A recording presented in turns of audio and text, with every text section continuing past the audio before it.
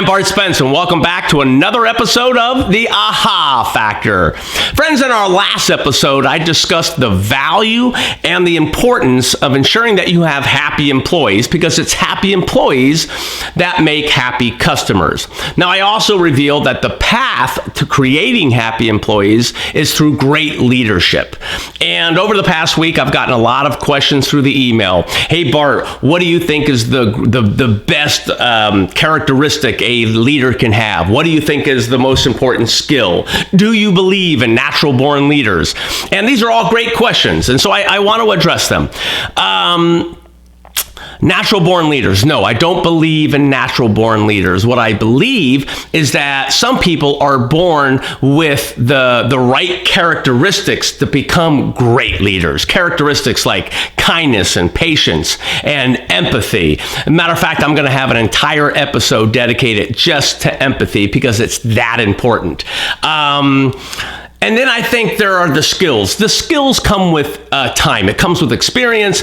Skills are taught. And there are many great skills that great leaders have to learn over time and embrace, right? But there's one particular skill that I feel is one of the most powerful skills, and it also happens to be one of the most overlooked skills today.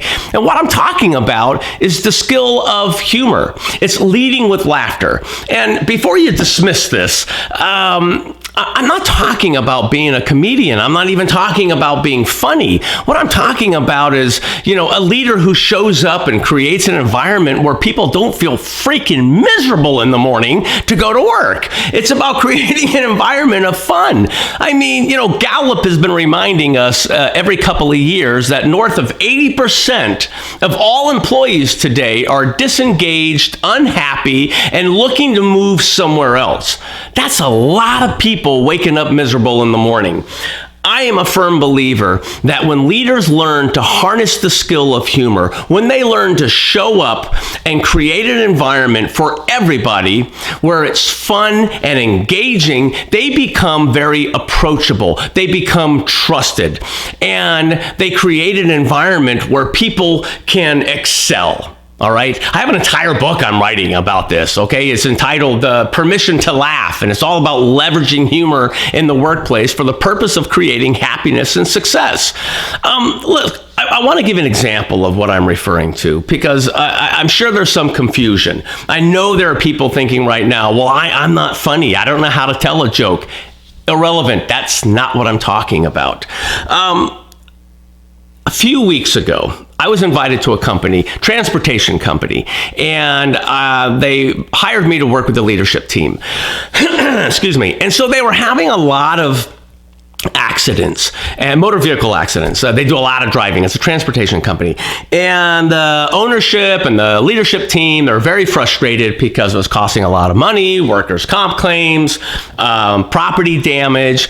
And so they were going to address all the employees. Very large company, hundreds of employees. They had a series of meetings scheduled.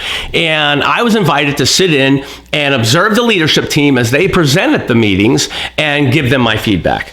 And so it's the first meeting in the morning, and the leader gets up there, good guy, just took an interesting approach and spoke to the people, and basically it was threats and telling people that they needed to stop having accidents or they were no longer going to be employed. And it was a bit condescending, and it was fear-driven. And I watched all the employees, and very disengaged, very defeated. You could see them just sinking into their chairs and staring down at the floor and not making eye contact with the person presenting.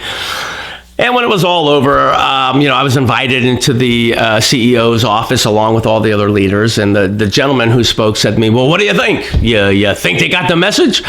And I said, I'm not sure what the message was. I said, because, leadership is all about influencing behaviors. And I understand that you want to do that.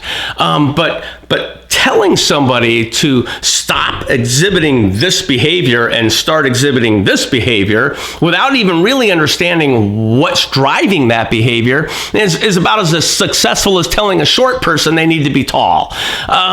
Look, I went on to explain to them. I said, look, I am all about accountability. Okay, I'm all about holding people accountable. I'm even more about inspiring people to hold themselves accountable. But to do that, you have to build relationships. You see, because human beings, we don't biologically feel accountable to metrics or goals or any of the numbers or any expectation an organization may have. What we biologically feel accountable to is people. And specifically, people we respect, people we admire, people we look up to. And because we don't want to let those people down. And that's what leadership is about. It's about fostering those relationships founded on trust. Because when you do that, then you can ask people, hey, here's what we need to do. And then get their input and problem solve together. And they will give you the shirt off their back to get it done because they have that relationship with you. And I said, so it's about building that. And a really good way to do that is to make yourself approachable. Fear doesn't work. That doesn't make you approachable. That makes people run the other way.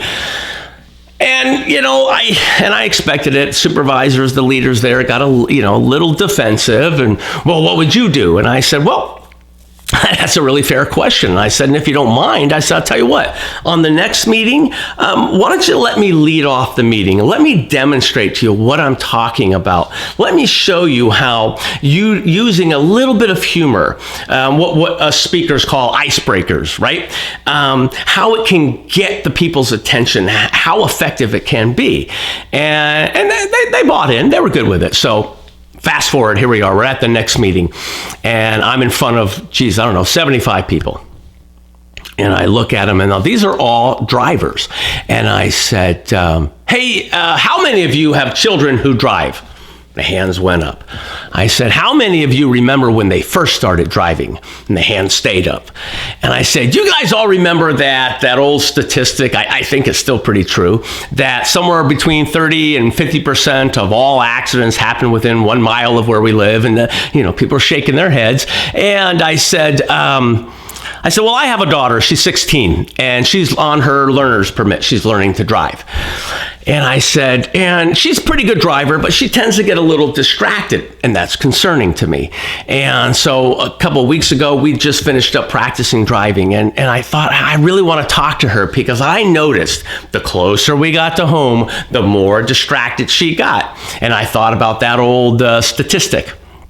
So I knock on her door, and I am reluctantly granted passage. And then I go, and I said to her, hon, I just wanted to talk to you because you seem a little distracted, especially the closer we get to home. I said, and I'm sure you've heard that statistic that, 30 to 50% of all accidents happen within 1 mile of where we live. And she looked at me like a typical teenager. Yeah, so I said, well, how do you feel about that? What do you think about that? What do you think you should do about that? She looks at me and she goes, I don't know. Maybe we should move.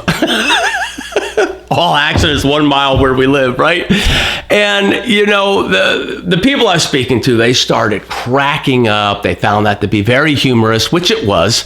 But the really cool thing was you saw them come alive. I saw them come alive. They scooted to the edge of their seats. Their eyes opened up, and I had their attention. And they were eager to hear what I had to say next. And so then I just led into asking them questions, and what do you guys think is going on? Why do you think accidents are happening? What do you think you can do to help prevent these accidents? What do you think the organization can do? How do we work together? Because we're talking about people's safety here, right? So that's something everybody's got buy-in on. And it ended up being very successful. We put all kinds of things up on the whiteboard, and, the interesting thing about that a story with my daughter isn't just of how I use the story anecdotally to gain some trust and gain some interest from these people. The story itself is interesting because my daughter knew what I was talking about. She knew the statistic, but she wielded her own form of humor. Why? Because it was a stressful situation. right? I'm talking to her about her driving. She knows that she's not really comfortable with it. But as soon as she made that comment, we both laughed our asses off. And then suddenly all the stress was, alleviated. And we were able to talk. We were able to talk. Yeah, Dad, you're right. I really need to. Maybe I should just drive without the radio on. I said, that's a great idea. But it was the power of humor that allowed that to happen. It was the power of using humor when I spoke with those people that got their attention and made me approachable. Folks, do not underestimate the power of leading with laughter. Thank you very much for watching. We'll see you next week.